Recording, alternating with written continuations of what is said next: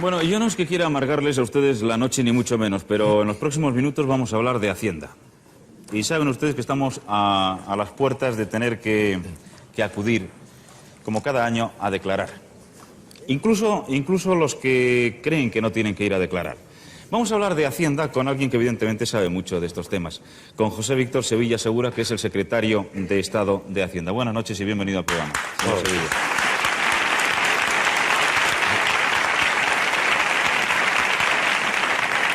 José Víctor Sevilla Segura, secretario de Estado de Hacienda, nació en Valencia el 21 de abril de 1942, está casado y tiene 3 hijos. Es doctor en Ciencias Económicas por la Universidad Complutense de Madrid, donde ha sido profesor de Hacienda Pública entre 1966 y 1976. En el 69 ingresó en Hacienda. En el 77, tras las primeras elecciones, fue nombrado director general de tributos en el Ministerio de Fernández Ordóñez, donde se ocupó especialmente de la elaboración de los proyectos de la reforma fiscal hasta 1979, en que dimitió de dicho cargo. Fue director adjunto del Servicio de Estudios de la Confederación Española de Cajas de Ahorro. En la actualidad es, lo que hemos dicho, secretario de Estado de Hacienda. Señor Sevilla, ¿por qué este ministerio tiene tan mala imagen, tan mala prensa? Bueno, claro, depende a qué prensa se refiera usted. Yo creo que la obligación de pagar, que es la que, como usted decía al principio, se suele asociar con la Hacienda, es una obligación que en general resulta costosa, lo cual no quiere decir, yo creo que eso es algo que está comprendiendo cada vez con mayor generalidad toda la gente, y no hay que ver más que cómo evoluciona el número de declaraciones, aunque, digo, es una obligación que es expresiva de algo también muy importante, que es la solidaridad entre el conjunto de los ciudadanos. Yo creo que la Hacienda está cambiando esa imagen un poco agresiva que usted aludía al principio. Señor Sevilla, evidentemente el número de declaraciones aumenta de año en año, pero ¿usted cree que aumenta porque las gentes comprenden y entienden que hay que pagar, o porque están un poco asustadas pensando que más tarde o más temprano le va a venir la mano de la gran H? Bueno, quizá el comportamiento frente a la Hacienda es un poco agridulce, como las salsas chinas. Es decir, que hay componentes de uno y otro en uno y otro sentido. De todas formas, a partir de que se inició la reforma tributaria, a partir del año 77, yo quiero resaltar que hubo un aumento verdaderamente tremendo, yo diría casi estrepitoso, del conjunto de declaraciones. Piense usted que en el espacio de muy poco tiempo el número de declaraciones por el impuesto sobre la renta, que es el que ahora nos ocupa y nos preocupa, pues ha pasado en números redondos de 1,5 millones a unos 6,5 millones. Esto es algo que yo creo que revela mucho más que temor, revela fundamentalmente conciencia de lo que constituye una obligación ciudadana. La frase de nos van a freír a impuestos revolotea por ahí. Uno de los impuestos que más tarde o más temprano va a caer es el llamado IVA, o impuesto sobre el valor añadido. Bueno, el IVA en cuestión. En principio, ¿qué es y para cuándo? Bueno, el IVA, que tiene un nombre, como suele pasar con los impuestos, un tanto esotérico, en definitiva no es más que una forma parecida a lo que hoy es el impuesto sobre tráfico de las empresas, es decir, un impuesto que se cobra a través de las empresas y que acaba pagando el consumidor final en el precio de sus productos. Quizá podría usted preguntar, bueno, ¿y entonces por qué vamos a cambiar un impuesto por otro si ya tenemos ese impuesto? La razón fundamental es de tipo técnico y también, muy especialmente, de nuestro propósito de incorporación a la Comunidad Económica Europea, club en el cual este impuesto es absolutamente imprescindible. ¿Y de qué manera nos va a afectar a los ciudadanos de a pie?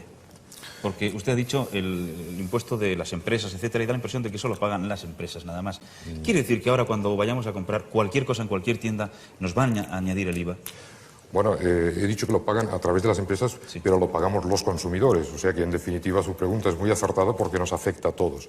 Ahora bien, la entrada del IVA, que es una fecha que tiene que decidir el Parlamento, yo supongo que en torno al año 85, a 1 de enero del 85, no es una fecha improbable, es la entrada de un impuesto y la salida de otro impuesto, que es el impuesto de tráfico de empresas. Entonces, en definitiva, lo que se produce es una sustitución y el ciudadano no tiene que verse sensiblemente afectado por ese cambio impositivo. Este número de teléfono que tienen ustedes sobreimpresionado en pantalla es por si tienen a bien hacer alguna pregunta al señor secretario de Estado de Hacienda, evidentemente sobre el tema de los impuestos. ¿Qué modificación, señor Sevilla, tiene este año el impuesto sobre la renta de las personas físicas sobre el año precedente? Bueno, este año, que será el impuesto que pagaremos el año que viene, porque quizá usted se refiere al que estamos pagando este año. No, me refiero a cuánto más vamos a tener que pagar el año que viene con respecto a este. Bien. O este con respecto al anterior. Pues mire usted, esto depende, porque el impuesto sobre la renta tiene esa ventaja, depende mucho de cuál sea el nivel de renta de un sujeto. En el conjunto de modificaciones que nosotros hemos introducido desde que llegamos al gobierno y que en definitiva son los impuestos que se van a pagar sobre las rentas de este año, hay un conjunto de retoques que, por decirlo simplemente, aligeran la carga tributaria en los contribuyentes hasta unos ingresos en torno a 1,5 millones de pesetas al año y entre 1,5 millones y en torno a 2 millones mantienen la carga y luego aumenta ligeramente a partir de esa cifra. Creo que hay una llamada de algún punto del país. Buenas noches. Hola, Sí, buenas noches, lo escuchamos. desde Madrid. Sí. Y quería preguntar al señor que si él cree realmente que si él no piensa que los impuestos son un poco caros, porque hay algunas tiendas, por ejemplo, yo tengo una muy pequeña y se pagan unos impuestos altísimos. Impuestos, pues anualmente se pagan, unos impuestos altísimos. Entonces quería preguntarle que en sitios que haya impuestos grandes, unas tiendas grandes, pues que pongan impuestos altos, pero en tiendas pequeñas que él no cree que realmente que existan los impuestos altos. Muchas gracias por esa llamada. Cada uno con lo suyo, evidentemente. Claro. La señora con su pequeña tienda y sus grandes impuestos, según ella.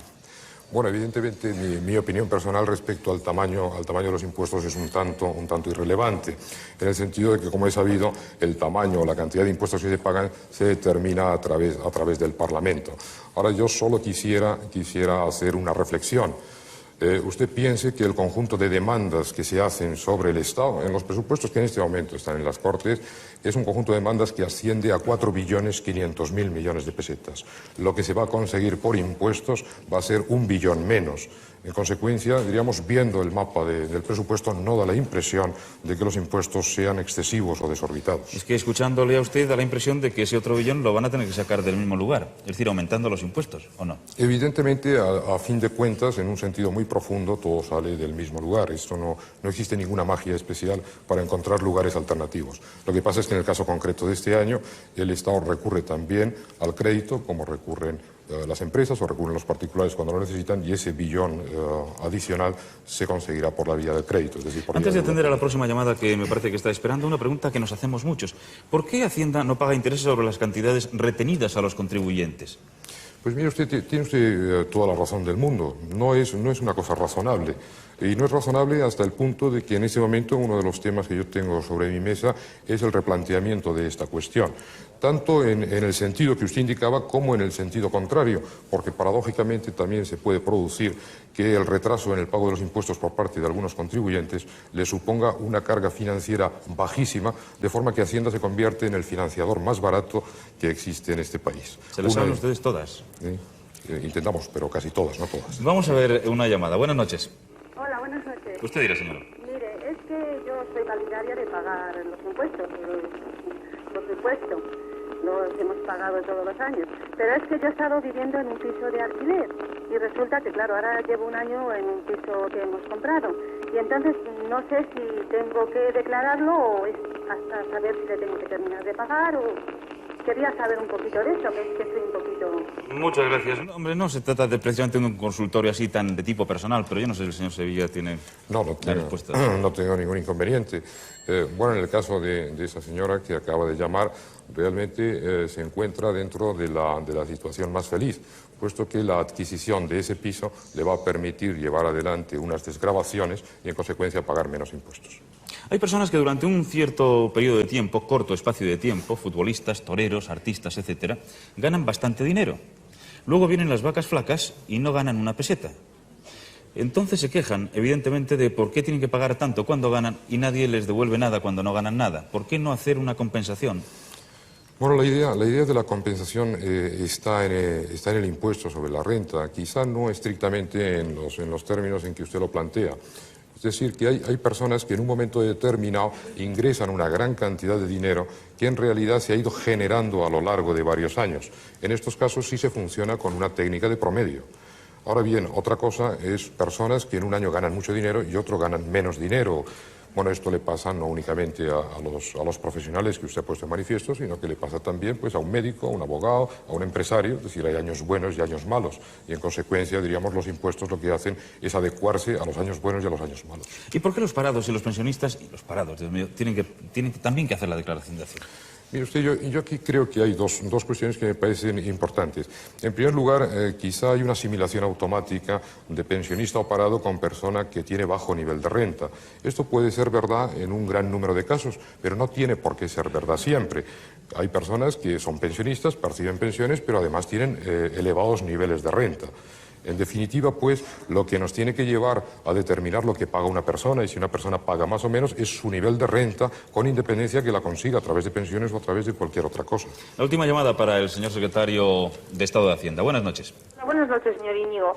Yo quería preguntarle a este señor, más que nada que me aclarara una pequeña duda, que posiblemente, debido a la falta de muchos conocimientos que tenemos la mayoría de los españoles, no la tengo lo suficientemente aclarada. Un señor que ha estado en el paro, me refiero en el paro, parado sin estar cobrando el paro unos meses, luego se coloca, hace su declaración de la renta, le sale positiva y tiene que contribuir a Hacienda. Simplemente esto. Buenas noches. Muchas gracias. Bueno, evidentemente sí, enlaza con lo que acababa de decir anteriormente. Es decir, lo que contempla la Hacienda, lo que contempla el impuesto, cosa que me parece bastante normal, son los ingresos totales que ha conseguido un sujeto a lo largo de un año. En definitiva, si a lo largo del tiempo que estuvo trabajando durante ese año consiguió unos ingresos que le llevan a tener que pagar, pues naturalmente que lo tiene que hacer. ¿Se tiene previsto por el Ministerio de Hacienda que quizá en España algún día se elimine el impuesto de lujo de los artículos deportivos, embarcaciones, aviones, como en otros países? Sí. Bueno, en otros países efectivamente no existe el impuesto de lujo, pero en ese impuesto al que usted aludía al principio, que es el impuesto de valor añadido, existen lo que llaman tipos mayorados, es decir, unos tipos incrementados sobre determinados artículos y en definitiva vienen a cumplir la misma función del impuesto de lujo. Ahora bien, yo comparto, diríamos, lo que traduzco del fondo de su pregunta, y es que el impuesto de lujo en este país ha tenido una extensión verdaderamente desmesurada y ha sometido muchas veces a tributación artículos que eran de consumo masivo y que difícilmente se podían calificar de lujo. En ese sentido, bueno, toda nuestra experiencia reciente ha ido en el camino de ir eliminando de este impuesto, que parece, por razones de otro orden, me parece fundamentalmente un impuesto demagógico, en el sentido que es un impuesto que aparece con una cierta vis de progresividad, de castigar a las personas que más ingresos tienen o que gastan su dinero en artículos lujosos, y esto creo que es una función que debe hacer el impuesto sobre la renta y no el impuesto sobre el lujo. Señor secretario de Estado de Hacienda, ¿hay alguna posibilidad de legalmente no pagar Hacienda? Bueno, sí. ¿Algún truco legal que permita no pagar? Evidentemente, entendiendo la Hacienda como la administración del Estado, hay gente que no solo no paga, sino que además cobra de la Hacienda. Pues usted dirá. Piense usted, por ejemplo, como antes decía, en la cantidad de gente que está percibiendo prestaciones por desempleo, en la cantidad de gente que está percibiendo jubilaciones, que esto son cosas que en otros países le llama impuesto negativo. Es decir, que dada su situación de renta, en lugar de pagar, lo que hacen es cobrar. Se me ha ido usted por otro camino, perfectamente. Y una última pregunta. Hay personas que dicen, hombre, quienes más deben saber de cómo hacer la declaración de Hacienda, evidentemente para tratar de pagar menos, si no, ¿de qué? Pues deben ser los propios inspectores de Hacienda fuera de sus horas. ¿Les está permitido a los inspectores de Hacienda en activo dedicarse a estos menesteres? Bueno, está absoluta y taxativamente vedado. Si esto es fácilmente comprensible. La función del inspector de Hacienda es una función con dedicación exclusiva a su misión y en consecuencia no es compatible con ese tipo de actividad privada. Y otra pregunta que circula por ahí. ¿Es cierto que los inspectores de Hacienda tienen como plus de su propio salario un porcentaje del dinero que logran, digamos, hacer que el contribuyente pague la Hacienda? Bueno, sacar al contribuyente. Es curioso porque realmente las noticias funcionan con retraso de decenas de años, en el sentido de que efectivamente hace muchísimos años una técnica de retribución era así. Esto desapareció, pues se lo digo de memoria, obviamente, pero hace más de 20 años que desapareció y en definitiva los funcionarios de Hacienda, como cualquier funcionario, cobran su sueldo con independencia. Pero usted sabe que este bulo, este rumor circula por ahí a pesar de los 20 años de la norma, de la ley o del mandato. No es cierto. No, en absoluto. Es decir, el funcionario de Hacienda tiene una retribución exactamente igual que cualquier funcionario y con independencia de cuál sea la cuantía de actas que levante. Me parece además una forma que en buena medida es una forma inmoral y además es una forma en la cual curiosamente se hace al propio funcionario, se le puede hacer aliado del defraudador, en el sentido de que su supervivencia dependería de la existencia de fraude. Ese fue un sistema que se desechó, como digo, hace muchos años y en este momento no existe. Señor Sevilla, ¿qué puede usted decir a los contribuyentes?